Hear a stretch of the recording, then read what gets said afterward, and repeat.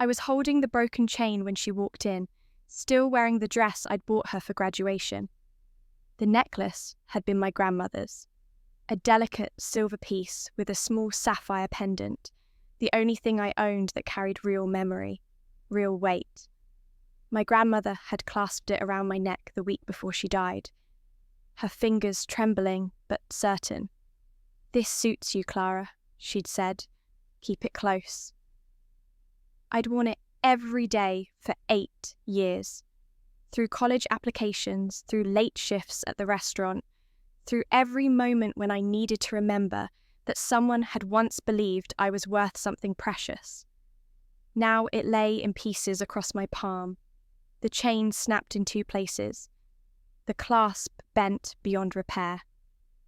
Violet stood in my doorway, her expression somewhere between defensive and dismissive. My younger sister had always been beautiful in that effortless way that made people forgive her before she even needed forgiveness. Dark hair that fell in perfect waves, eyes that seemed to catch light differently than everyone else's, a smile that could dissolve anger like sugar in water. "It was an accident," she said, not quite meeting my eyes. "I just wanted to try it on for the gallery opening.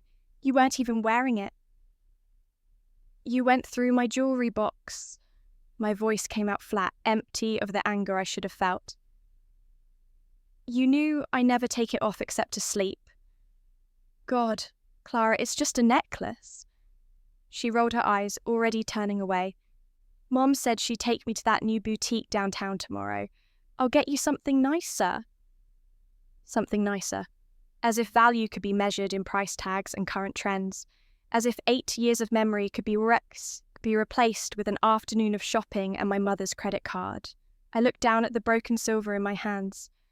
The sapphire caught the light from my bedroom window, still beautiful despite the destruction around it. My grandmother had worn this necklace on her wedding day. My grandfather had saved for 3 months to buy it, back when 3 months of savings actually meant something. It had survived wars and migrations and decades of careful love. It had not survived my sister's careless vanity. "The clasp was delicate," I said quietly. "I told you that. I told you last month when you asked to borrow it." "And I'm saying it was an accident." Violet's tone sharpened with impatience. "Why are you always so dramatic about everything? It's a piece of jewellery, not a person." I heard my mother's voice from downstairs, calling Violet for dinner. My sister left without another word, her footsteps light and quick down the hallway, already moving past this moment into whatever came next. She had that gift, I'd noticed over the years. The ability to break things and walk away unscathed, leaving others to clean up the damage and carry the weight. I sat on my bed, still holding the pieces. The apartment was quiet, except for the distant sound of my family eating dinner, without me. They hadn't called me down. They rarely did anymore, not since Violet had graduated and come home, not since she'd started her marketing job and filled the house with her stories and her laughter and her constant, sparkling presence. I'd become background. The older sister who worked at a jewellery repair shop, who came home tired and left early, who didn't have Violet's charm, or my mother's social grace, or my father's easy way with conversation. I'd become the one they forgot to include, the one whose broken necklace was just drama, whose hurt feelings were inconvenient and excessive. I tried to cry, but the tears wouldn't come. Instead, there was just this hollow feeling, this sense of being erased one small moment at a time. The necklace had been my last connection to feeling valued, to feeling seen. My grandmother had looked at me, really looked at me, and decided I deserved something beautiful. Now even that was gone. I placed the broken pieces carefully in their box and set it on my nightstand. Tomorrow I would take it to work and see if anyone could repair it, though I already knew the answer. The chain was too delicate, the damage too extensive. Some things, once broken, stayed broken. The thought felt too large for just a necklace. I lay down without changing clothes, staring at my ceiling in the darkness. Downstairs, I could hear Violet laughing at something my father said. The sound drifted up through the floorboards, bright and careless, the sound of someone who had never had to wonder if she mattered. I closed my eyes and felt the hollow space in my chest expand, cold and vast and quietly inevitable. This was my life now. This was what I'd become. The forgettable daughter, the dismissible sister, the person whose pain was always too much and never quite enough to warrant attention. The next morning, I took the broken necklace to work. Mrs. Thompson examined it under her magnifying lamp, her expression growing sadder with each passing moment. "I'm sorry, Clara," she said finally. "The chain is vintage and the links are too damaged. Even if I could repair it, it would never be the same. The structural integrity is compromised." I nodded, having expected this answer but hoping somehow I'd been wrong. "I can try to salvage the pendant," she offered, "put it on a new chain. It wouldn't be original, but at least you'd have the sapphire." "Thank you," I said. "That would be something. But it wouldn't be the same. It would be a consolation prize, a reminder of what had been lost rather than what had been preserved. The weeks that followed felt like living underwater. Everything was muted, distant, happening to someone else. Violet never apologized again. My parents never acknowledged the significance of what had been broken. Life moved forward with the assumption that I would move with it, that I would absorb this loss the way I'd absorbed all the others, quietly, invisibly, without making anyone uncomfortable with my grief. I started making mistakes at work. Small ones at first, then larger. I misread a repair order and reset a stone incorrectly. I arrived late twice in 1 week. Mrs. Thompson, patient as always, suggested I take some time off. "You seem distracted, dear," she said gently. "Maybe you need a break." What I needed was to matter. What I needed was for someone to see that I was disappearing. At home, Violet's career was flourishing. She'd gotten a promotion, a corner office, a salary that made my parents beam with pride. Every dinner conversation revolved around her successes, her stories, her bright and shining future. I sat at the table and felt myself fading, becoming translucent, becoming nothing. "Clara, you're so quiet lately," my mother said one evening, her tone more observation than concern. "I'm tired," I said. "Well, you should rest more. You look pale." I wanted to scream that I was always tired, that being invisible was exhausting, that watching your life be lived by someone else drained everything from you. But I didn't. I just nodded and excused myself early, climbing the stairs to my room while Violet's laughter followed me like a ghost. That night, I couldn't sleep. I lay in bed staring at the ceiling, the empty jewellery box on my nightstand, and felt something inside me finally, completely break.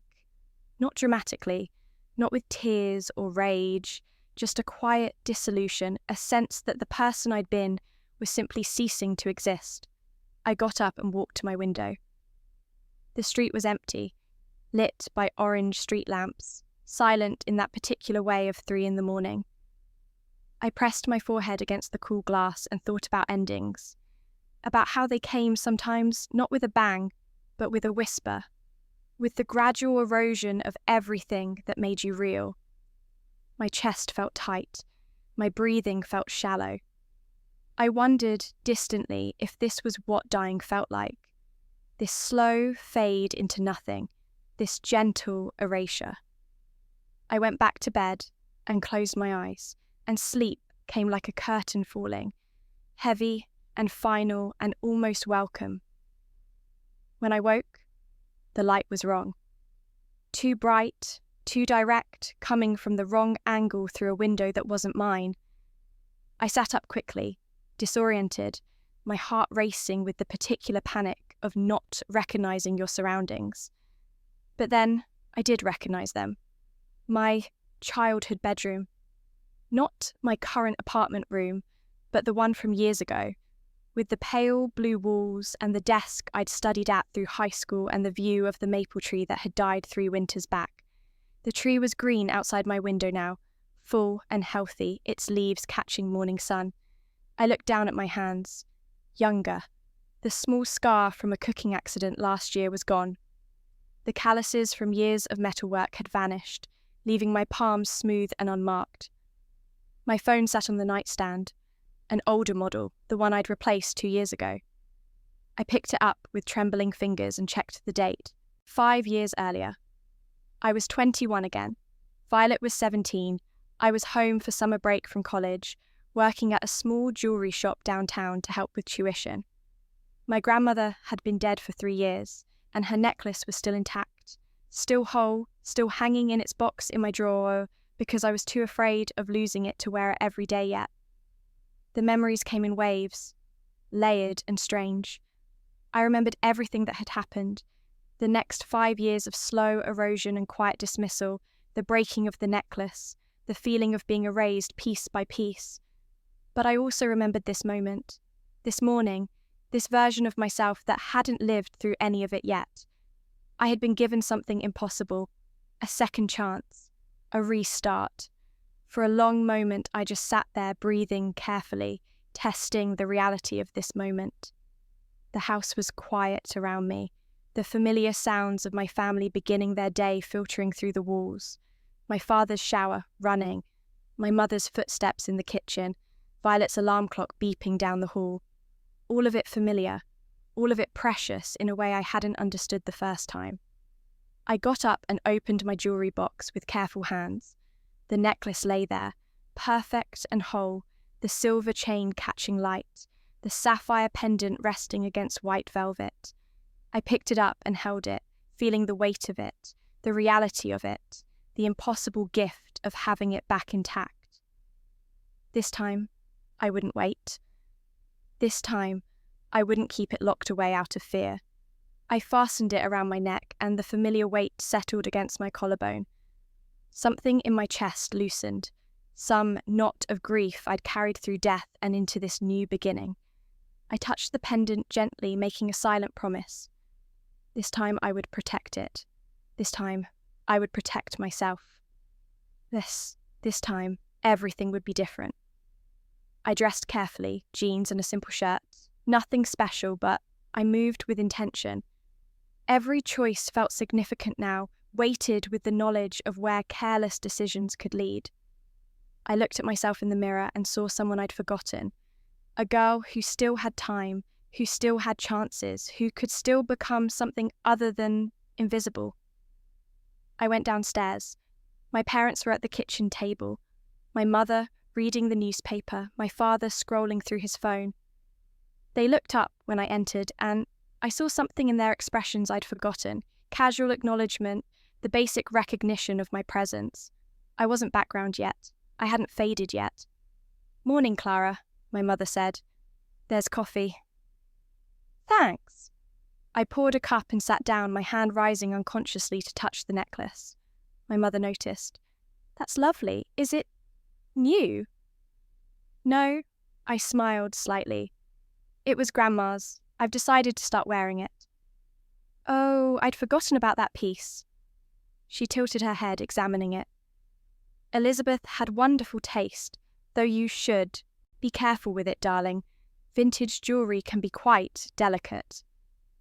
"I will be," I said, meaning it in ways she couldn't understand. Violet appeared in the doorway, still in pyjamas, her hair messy from sleep. She looked so young, I thought, 17 and thoughtless in that way teenagers could be. Not cruel yet, just unaware. She hadn't broken anything of mine yet, hadn't learned that she could. "Is that Grandma's necklace?" she asked, moving closer. "It's pretty. Can I try it on sometime?" The request was casual, innocent even.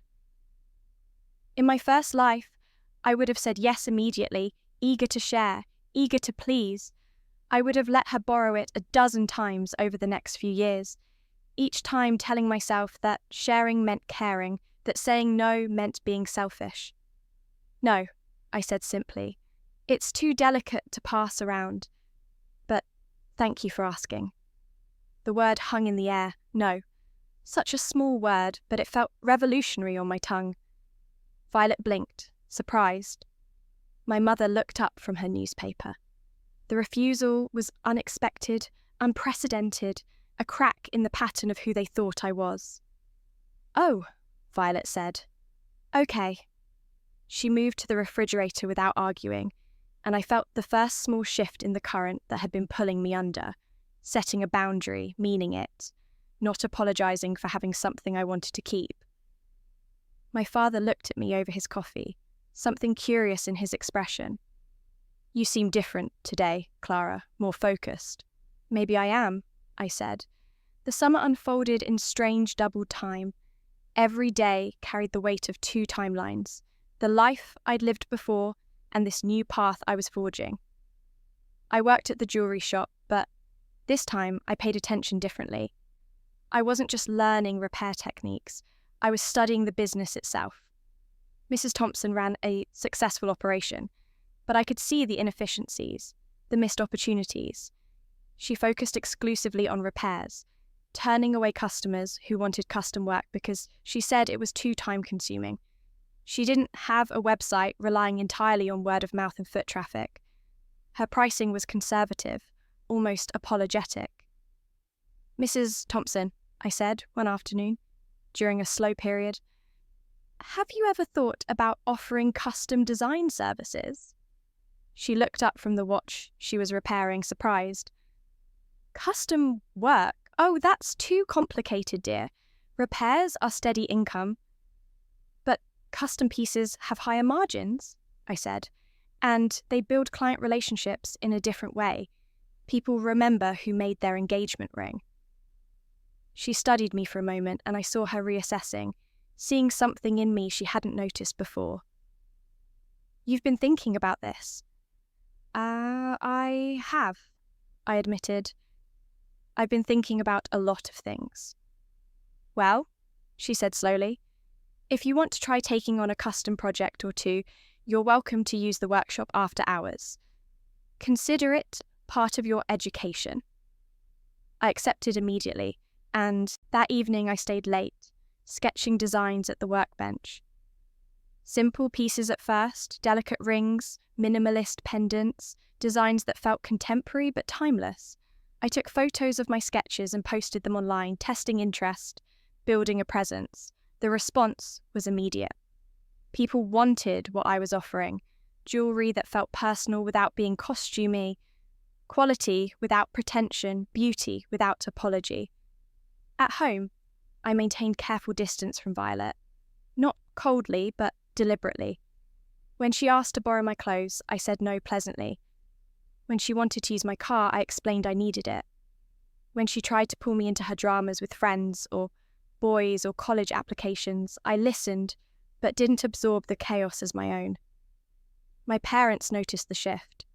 I could see the confusion in their eyes when I declined family dinners to work on my own projects, when I stopped rearranging my schedule to accommodate Violet's needs, when I started treating my own time as valuable. "You've become rather independent this summer," my mother said one evening, her tone caught between approval and concern.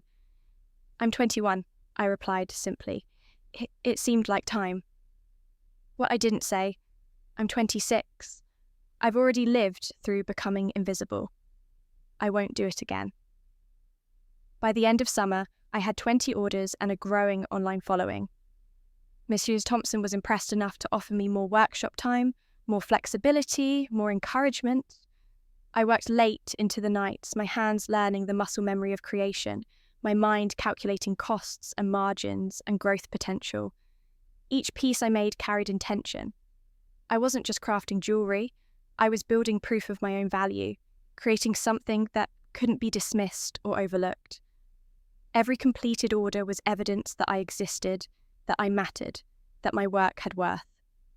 Violet left for college in September, and the house felt bigger without her constant presence.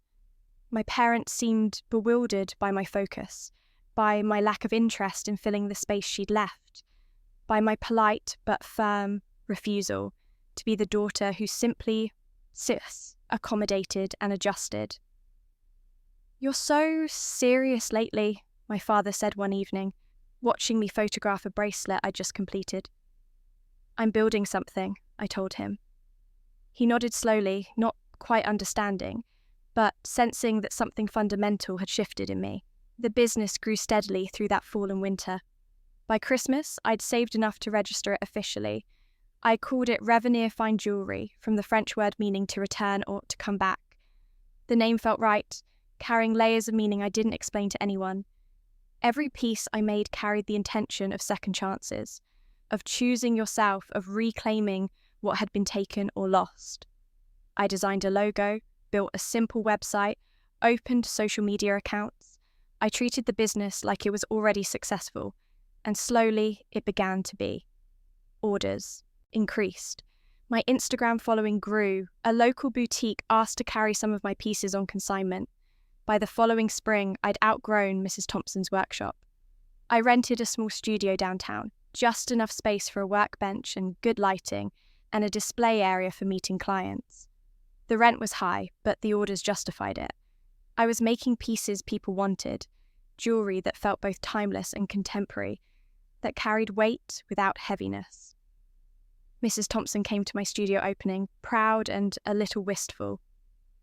"You've surpassed me already," she said, looking around at the space I'd created. "You taught me everything technical," I told her honestly. "The rest was just stubbornness," she laughed. "Well, stubbornness is underrated in business. I'm proud of you, Clara." The words landed softly, filling some space in me that had been empty for too long. My Instagram following grew steadily. Small at first, then larger, then suddenly significant. Fashion bloggers started featuring my work. A lifestyle magazine did a piece on up-and-coming designers, and my studio was mentioned alongside names that made my hands shake when I read them. Each bit of attention brought new orders, and each order let me invest in better materials, better tools, better photography. I hired a part-time assistant, a recent art school graduate who understood my vision and had skills I lacked. Together, we refined my processes, improved my efficiency, elevated my presentation. I saw Violet occasionally when she came home from school. She seemed smaller somehow, or perhaps I had simply grown larger in my own life. She talked about her classes and her internships and her social life, and I listened with genuine interest, but without the old desperate need to be included in her world. "Your jewellery business is really taking off," she said one evening during winter break, scrolling through my Instagram.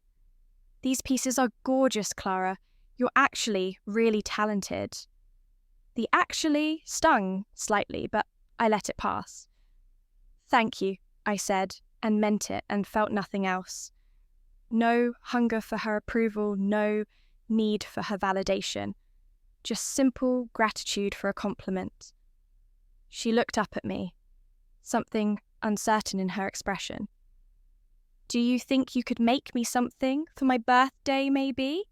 I'd pay." Of course, I said. "I'd be happy to create something for you." I made her a delicate bracelet. Simple silver with small gemstones, beautiful but not precious, valuable but not irreplaceable.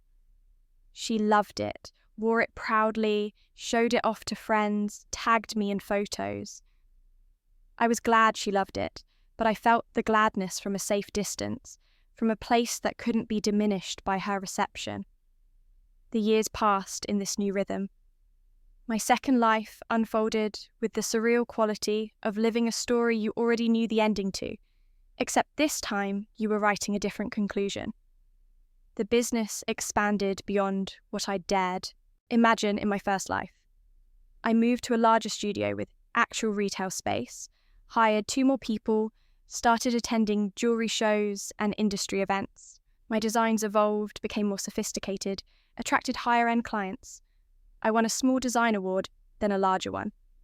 My work appeared in a magazine spread, styled with designer clothing, photographed beautifully.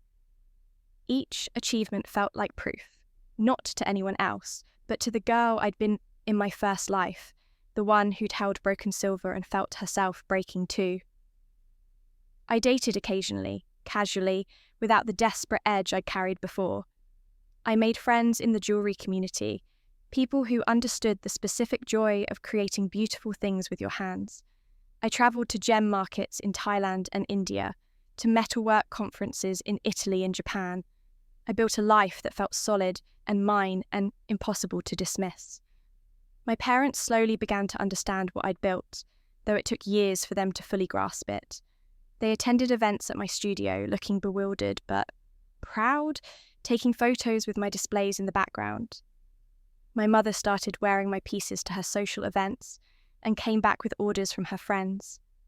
My father mentioned my business to his colleagues, suddenly finding value in work he'd once considered a hobby. Violet graduated from college and took a position at a startup, doing well for herself, finding her own path.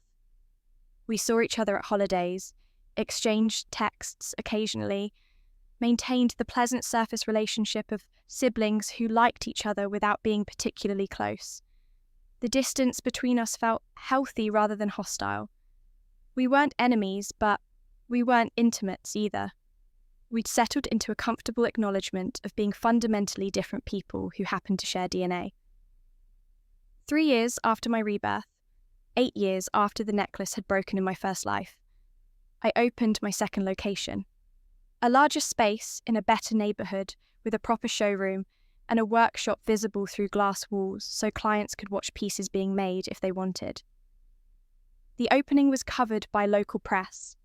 Style influencers attended, collectors came.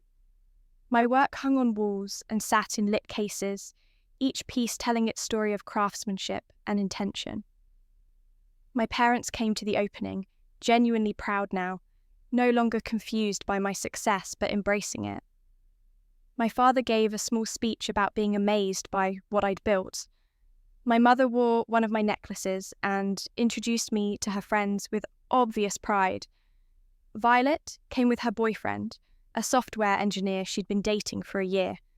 She moved through the space with what looked like genuine appreciation, examining pieces carefully, asking questions about technique and inspiration. "This is incredible, Clara," she said, standing in front of a display of my more elaborate work. "I mean, I knew you were doing well, but seeing it all together like this, it's really amazing."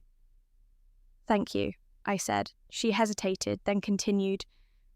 "I've been thinking about what you said years ago about Grandma's necklace, about how some things are too precious to share." I waited, curious where this was going. "I didn't understand it then," she said quietly. "I thought you were being difficult. But I get it now. Some things matter more than others. Some things can't be replaced." "Yes," I said simply. "I'm sorry I didn't see that before." The apology hung in the air between us. Sincere, but years too late, addressing a hurt from a timeline that no longer existed. In this life, she'd never broken my grandmother's necklace. She'd never had the chance to learn that lesson through causing me pain. But she'd learned it anyway, somehow through watching me protect what mattered. "I appreciate that," I said, and found that I meant it. The opening was a success. Sales exceeded projections. Press coverage brought new clients. The business continued its steady growth, each year building on the last, each achievement opening doors to new opportunities. 4 years after my rebirth, the mirror moment I'd been unconsciously waiting for finally arrived. Violet called me on a Tuesday afternoon. I was at my studio, working on a custom engagement ring, when her name appeared on my phone screen. "Hey," she said when I answered. "Do you have a minute?" "Sure. What's up?" "So, I have this huge work event next month." Her voice carried that particular tone of forced casualness that meant she wanted something. Like, really huge. Investors and press and everything. It's a major opportunity for the company and for me specifically. "That's wonderful," I said, genuinely pleased for her. "Yeah, and I'm trying to look really polished for it, really professional and put together." She paused and I knew what was coming before she said it. "I was thinking, maybe I could wear Grandma's necklace. The sapphire one you always have on. It would be perfect with this dress I bought, and it would just really complete the whole look I'm going for." I was sitting at my workbench when she asked, the engagement ring half finished in front of me. My grandmother's necklace rested against my collarbone, as it did every day, the weight of it so familiar I usually forgot I was wearing it. The request hung in the air between us, and I felt the echo of my first life, the memory of broken silver in my palms, the casual cruelty of something irreplaceable treated as disposable. But this time I wasn't the girl who'd held those broken pieces. This time I'd spent years building proof of my own worth, creating boundaries that couldn't be crossed, establishing myself as someone whose no meant something. No, I said quietly. I can't lend you that necklace, Violet. Silence. Then, what? Why not? It's too precious to me. It's the only thing I have from Grandma, and I'm not comfortable letting it out of my possession. But it's just for one night. I'll be incredibly careful with it, I promise. Clara, this event is really important for my career. I need to make the right impression. I understand that, I said, keeping my voice gentle but absolutely firm. And I'm happy to help you make the right impression. I have a sapphire pendant I've been working on that would be stunning with the right styling. I'll finish it for you in time for your event, no charge. But Grandma's necklace stays with me. Are you serious right now? Her voice rose with disbelief and hurt. You're my sister. This is important to me. Why are you being so selfish about a piece of jewellery? The word landed without impact. Selfish. In my first life, that accusation would have gutted me, would have made me question everything, would have forced me to give in just to prove it wasn't true. Now it felt like wind against stone. I'd built myself solid enough that one word couldn't erode me. I'm not being selfish, I said calmly. I'm being careful with something irreplaceable. There's a difference, and it's an important one. I can't believe this. Her voice went cold. I can't believe you won't help me with something this simple. After everything what? I interrupted gently. After everything I've done for you. Violet, I've made you jewellery as gifts multiple times. I gave you a discount on your birthday bracelet even though you insisted on paying full price. I've supported you in every way I know how. But this one thing, this one piece, is mine to keep, and I'm keeping it. You know what? Forget it. She was angry now, really angry. I'll find something else. I don't need your help. Okay, I said simply, but the offer for the pendant still stands if you change your mind. She hung up without responding. I set my phone down and returned to the ring I was making, my hand steady, my heart calm. The diamonds caught the light, speaking their quiet language of permanence and value. I finished Violet's pendant 2 weeks later, a beautiful piece with a deep blue sapphire set in white gold, elegant and contemporary and entirely different from my grandmother's necklace. I packaged it carefully in one of my signature boxes and sent it to her with a note. For your big night, you're going to be wonderful. Love, Clara. She texted back 3 days later. Thank you, it's beautiful. Nothing more. The warmth we'd been carefully building over the years had gone cool, and I felt the distance as relief rather than loss. I had protected what mattered. I had chosen myself. Whatever consequence came from that choice was worth bearing. The night of Violet's event, I saw photos on social media. She looked stunning, confident, professional in a fitted black dress and elegant heels. She wasn't wearing the pendant I'd made. She'd chosen something else instead, something flashier, probably expensive, borrowed from a friend or rented for the occasion. I double-tapped the photo to like it and moved on with my evening, feeling nothing except a mild curiosity about her choice, and a quiet satisfaction that my grandmother's necklace was exactly where it belonged, around my neck, safe and whole. The months that followed were busy ones for the business. I was developing a new collection, investment pieces that push out the boundaries of my technical skills. These weren't pieces for casual wear, they were statement jewellery, the kind that belonged in galleries and private collections, the kind that carried serious price tags and serious artistry. The collection took 8 months to complete. Each piece was more complex than anything I'd attempted before, requiring new techniques, new tools, new levels of patience and precision.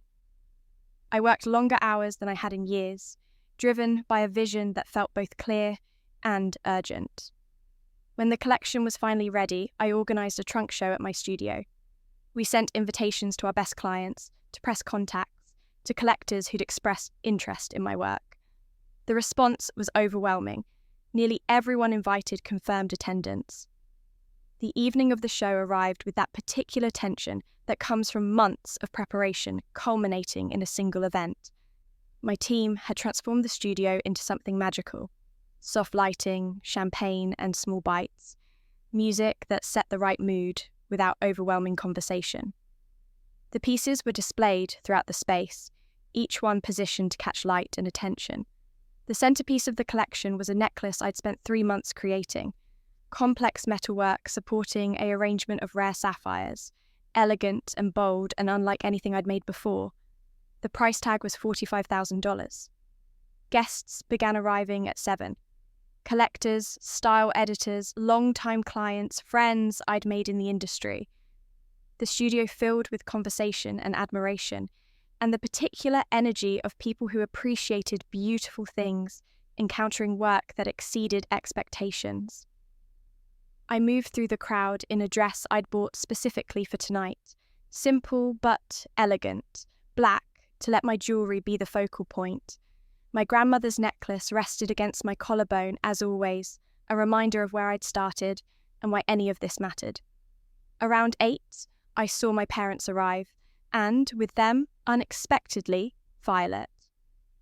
I watched them enter, saw my parents' obvious pride as they looked around the transformed studio, saw Violet's face register surprise at the scale and sophistication of what I'd built. She moved through the space slowly, examining pieces in the display cases, accepting champagne from a server. She was dressed well, professionally, expensively, but she looked slightly out of place in this environment of serious collectors and jewellery enthusiasts. My parents found me first, both of them glowing with champagne and parental pride. "Clara, darling, this is extraordinary," my mother said, gesturing at the studio, at the guests, at the successful evening.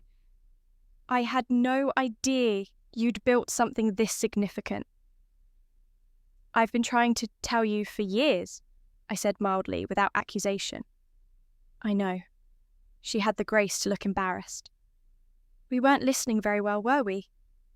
"No," I said simply, "but you're here now.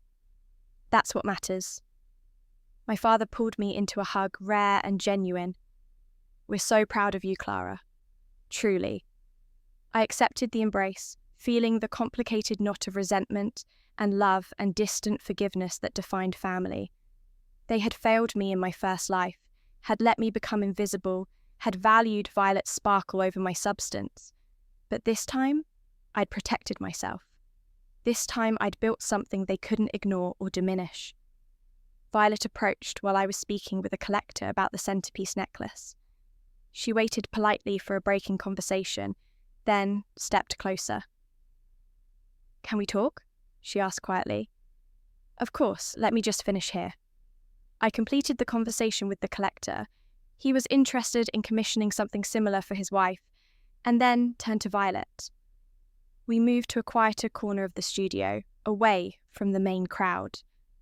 "This is incredible," she said, gesturing at the space, at the art on the walls, at the people examining my work with serious attention. "Clara, this is really, truly incredible." "Thank you." She touched the display case beside us gently, looking at the centerpiece necklace. "I've been following your work online. Every time I see a new piece, I think about how talented you are, how much you've accomplished, and then I think about—" She stopped, seeming to struggle with what she wanted to say. "About what?" I prompted gently. "About how I treated you." "About the necklace I asked to borrow." about all the times I dismissed what you were building because I didn't understand it. She looked at me directly, and I saw genuine remorse in her expression. I'm sorry, Clara. I'm really sorry. I was so caught up in my own stuff that I couldn't see how amazing you were, how hard you were working, how much what you were doing mattered. The apology landed differently than I'd expected. In my first life, I would have craved these words desperately, would have needed them to feel whole. Now they were simply what they were, an acknowledgement, sincere but not essential to my sense of self.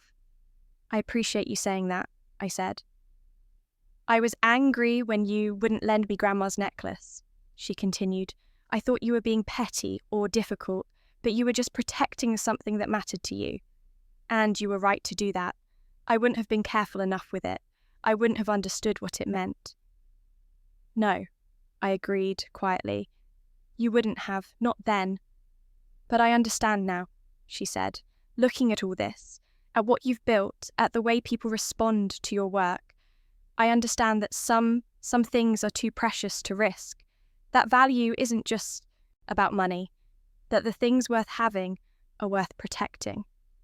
I studied her face, looking for insincerity, and finding only a kind of sad recognition. She'd grown up, I realised. The careless girl who would have broken my grandmother's necklace had learned something about worth and care and the difference between the two. Thank you for understanding, I said. Could I... She hesitated, then continued. Could I commission something from you? For myself, I mean. Not borrowed, not temporary. Something that's actually mine that I can take care of and value the way you value Grandma's necklace. I smiled, feeling something warm and unexpected in my chest. I'd like that.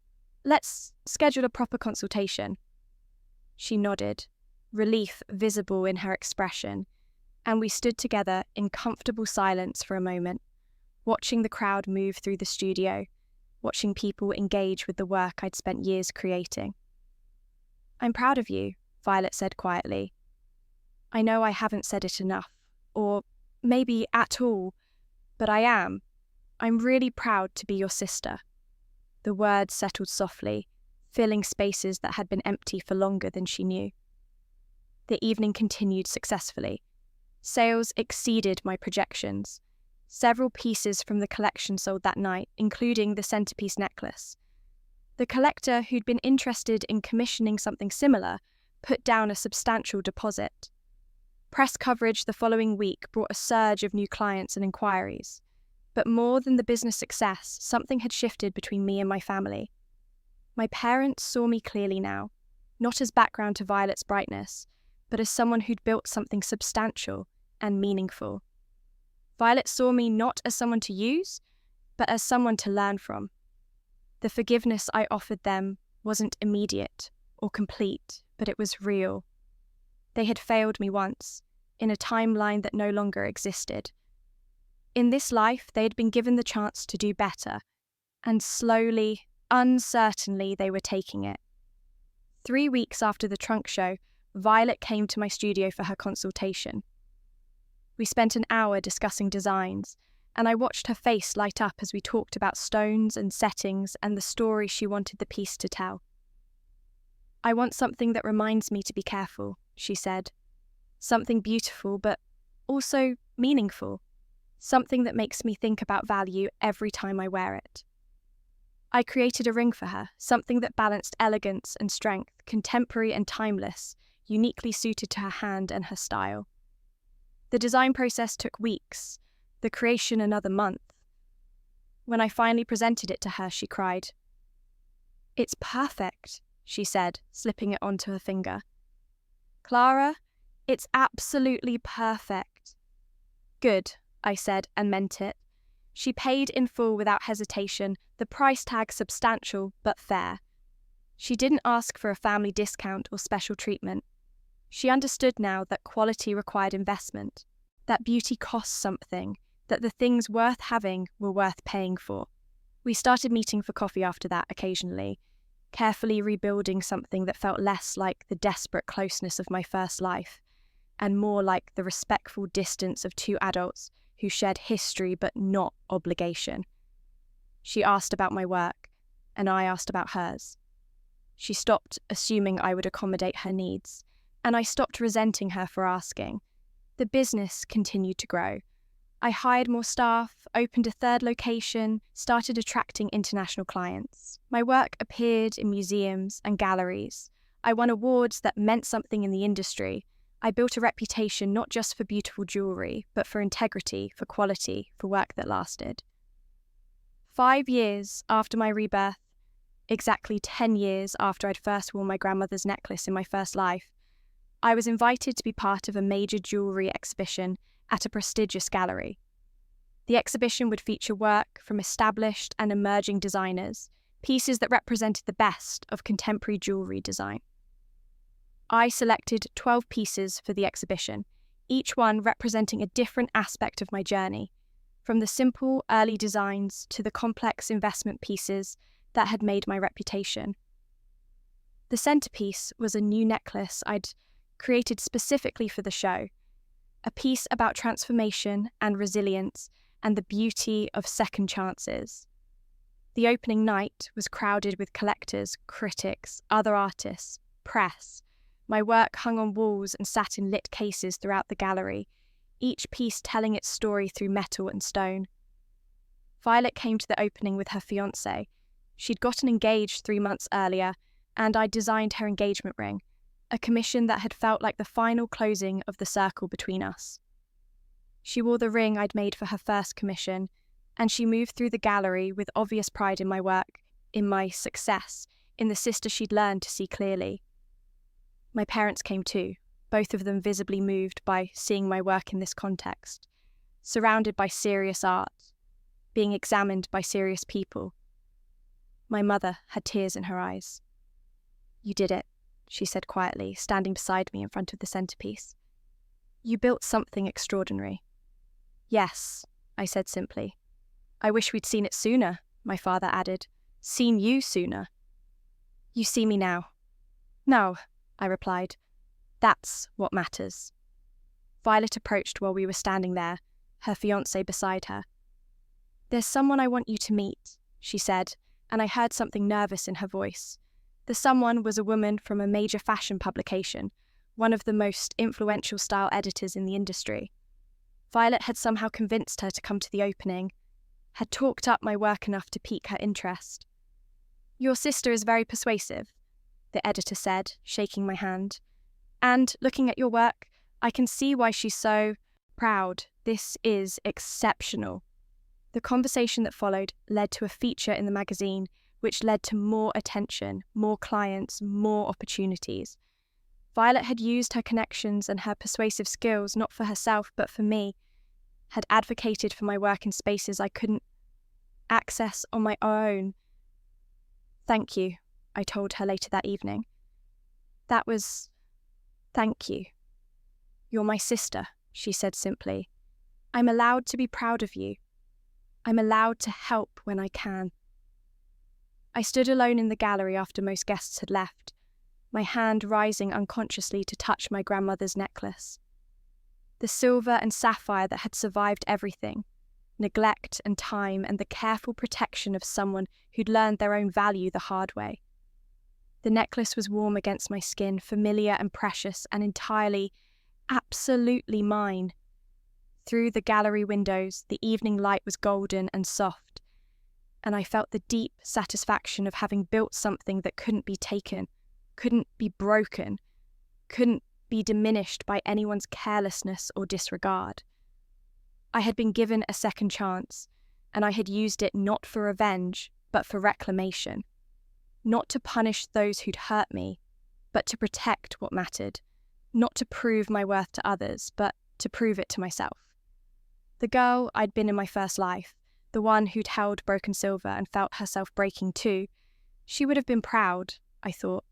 She would have recognised this moment as the answer to every question she'd been too afraid to ask. I was enough. I had always been enough, and now I lived in a world I'd built to prove it. The exhibition ran for 3 months. My work sold well, attracted serious attention, established me firmly in the upper tier of contemporary jewellery designers. But more than professional success, I'd achieved something harder to quantify. The quiet peace of knowing my value, of protecting what mattered, of building a life that reflected who I actually was rather than who others needed me to be. My grandmother's necklace still rested against my collarbone every day, still caught light and attention, still reminded me of where I'd come from and how far I'd travelled, intact, whole, mine, and that, in the end, was everything.